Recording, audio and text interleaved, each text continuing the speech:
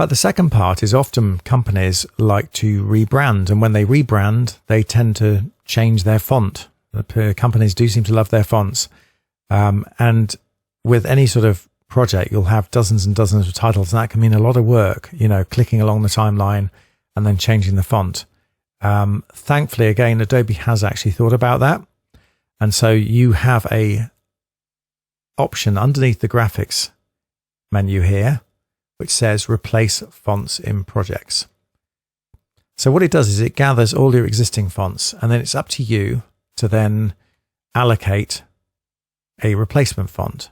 So Calibri is pretty dominant at the moment. So let's think. We will not use Comic Sans. Let's use Georgia. That's different, isn't it? So that's now Georgia Regular. Arial will be changed for Georgia Regular.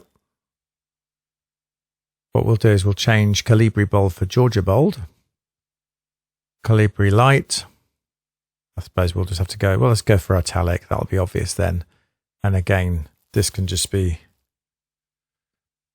Georgia Regular. And then you go OK.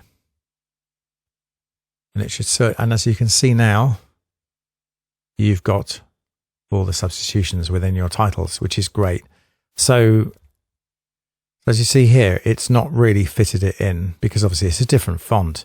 But because you've got your text control panel here, which is so easy to access. So we'll type in a value of 40. Let's see how that looks. Still too small. So let's try 55.